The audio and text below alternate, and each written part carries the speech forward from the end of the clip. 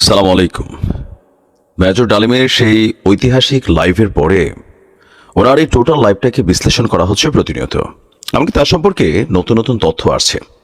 একটা খুবই প্যাথেটিক তথ্য হচ্ছে যে ব্যক্তি জীবনে তিনি আসলে পিতা হতে পারেননি, বাট পিতা না হলেও তিনি একটা পালক সন্তান তিনি অ্যাডপ্ট করেছিলেন।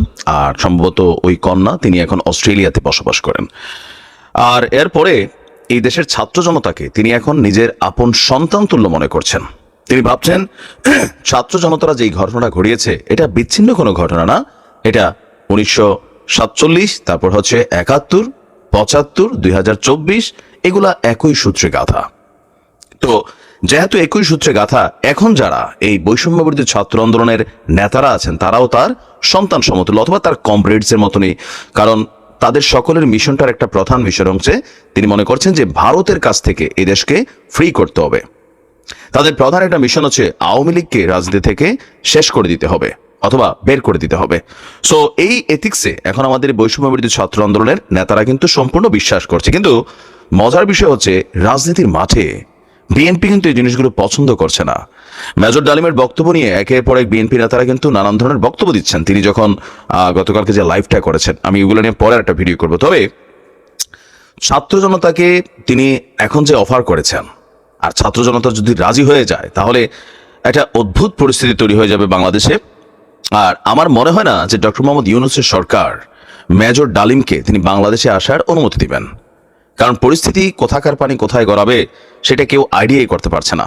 তো মোটামুটি তারা একজন গার্ডিয়ান হিসেবে এখন মেজর ডালিমকে কিন্তু পেয়ে যাবেন। কারণ এই বিপ্লবের যেই উত্তরসূরি, আজকে আমরা যে জুলাই আগস্ট বিপ্লব দেখছি, এখন আমরা যতটুকু বুঝতে পারতেছি তাদের কথায়, যেটা আসলে একটা লম্বা চূড়া চলমান প্রক্রিয়া ছিল।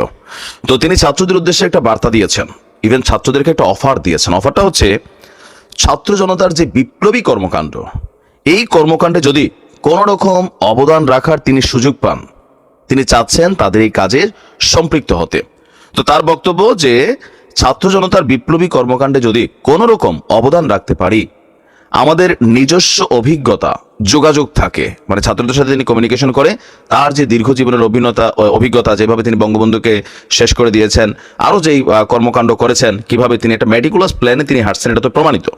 তো তিনি বলছেন যে তাহলে আমরা সেটা করতে প্রস্তুত। মানে তিনি নিজে আবার ছাত্রদের সাথে সম্পৃক্ত হয়ে এই জুলাই বিপ্লবের আগস্টের যেই মানে মূল ফসল, সেটা তিনি তোলার জন্য ছাত্রদের সাথে একতা ঘোষণা করছেন। তিনি বলছেন যে পিছপা হব না ইনশাআল্লাহ, মানে এখানে যাই হোক তিনি পরিস্থিতিকে মোকাবেলা করার মতো সক্ষমতা রাখেন। বলছে যে আমরা তাদেরকে শ্রদ্ধা এবং বিপ্লবী সালাম, এখন আমরা বলতে তারা একটা টিম ফিল করছেন যে তিনি উত্তরসূরি, পূর্বসূরি, তারা এখন উত্তরসূরি, এবং বলছেন যে সাথে মন থেকে দোয়া করছি তাদের বিপ্লব যেন ব্যর্থ না হয়। তো এখন বিপ্লবকে যেন ব্যর্থ না হয় সেখানে আরেকটা প্রেসক্রিপশন তিনি দিয়েছেন। আমি গতকালকে ভিডিওতে বলেছিলাম যে তিনি ছাত্রদেরকে বলছেন যে বিপ্লব শেষ হয়ে যায় নাই, বাট বিএনপি বলছে বিপ্লব শেষ, এখন সংস্কারের জন্য জরুরি। সরকার মনে করছে বিপ্লব শেষ, এখন সংস্কার এবং নির্বাচন জরুরি। আপনি সরকারের উপদেষ্টাদের মধ্যে কারুর মুখে এই মুহূর্তে বাংলাদেশকে যারা লিড করছেন তাদের কারুর মুখে বিপ্লব এইসব শব্দ আপনি পাবেন না। তারা মনে করছে তোমরা যা করার করে দিছো রাইট নাও, এখন আমাদের কাজ হচ্ছে সংস্কার করা, আর বাকি যে জিনিসপত্রগুলো আছে নির্বাচনে যাওয়ার। আওয়ামী লীগের বিচারের ইস্যুটা এটা একটা পেন্ডিং ইস্যু হয়ে কিন্তু অনেকে থাকবে, এমনটাই বলছেন। তো সেইখানে মেজর ডালিম কিন্তু প্রেসক্রাইব করছেন যে তোমরা এখানে থামবা না, চাহে পথ যত শক্ত হোক কঠিন হোক, আর এই বিপ্লবের ফসল ঘরে তোলার জন্য তোমাদেরকে দায়িত্ব নিতে হবে। চায় কোনো মেডেলধারী, কত বড় স্কলার, কতগুলা মেডেল আছে ফ্যাক্ট না, বিপ্লব ব্যাহাত হয়ে যাবে।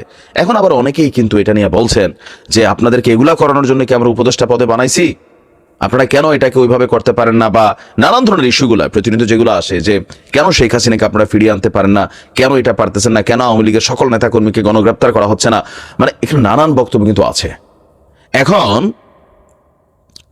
আমরা আমাদের বৈষম্য বিরোধী আন্দোলনের প্ল্যাটফর্মের নেতাদের যে মনোভাব দেখছি, মেজর ডালিমের যে মনোভাব দেখছি, এটার মধ্যে কিন্তু একটা পজিটিভ কানেক্টিভিটি অনেকেই বলছেন যে আছে, যে না ঠিক আছে, তারা মানে mission vision one kind of same. তো সেই ক্ষেত্রে ছাত্ররা উনি যে অফার করছেন ছাত্রদেরকে, তারা যদি এই অফারটা মাইনা নেয় বা তারা যদি তাকে সম্পৃক্ত করে, তাহলে ডক্টর মোহাম্মদ ইউনূসের সরকার সবার আগে বিপদে পড়বে, সবার আগে। দ্বিতীয়ত, এটা মাইনা নিয়া তিনি বাংলাদেশে আসবেন, তাকে সরকার এই সুযোগ দিবে না। ইভেন বিএনপিও ভবিষ্যতে দিবে না, এটা অ্যাডভান্স বলে যাচ্ছি। ভিডিওটা থাকবে, আর দিলে আমি খুব আশ্চর্য হব, কারণ সব কিছু জিনিস আইডিয়া করা যায়। তো হয়তো এখন থেকে এমনিতে যোগাযোগ থাকতে পারে, কারণ প্রযুক্তির যুগ। তিনি হয়তো নানান পরামর্শ দিতে পারেন ছাত্রদের আগামী দিনে কি করণীয়, যেহেতু একটা কমিউনিকেশন হয়ে গেছে, তারা একটা টিম হিসেবে কাজ করছে। তো সামনে বিএনপির জন্য বা জামাত ইসলামের জন্য নির্বাচন ইস্যুতে হয়তো একটু সমস্যা হতে পারে, বাট এমনিতে বিএনপির জন্য আসলে একটা নেগেটিভ দিন আসবে। দেখা যাক কি হয়। আসলে এখন কোনো কিছু আগ বাড়িয়ে বলা যাচ্ছে না, জাস্ট হচ্ছে আমরা তিনার যে বক্তব্যগুলো আছেন সেগুলোকে আমরা যখন বিশ্লেষণ করি তখনই তো এরকমই আসে। ভালো থাকুন, আসসালামু আলাইকুম।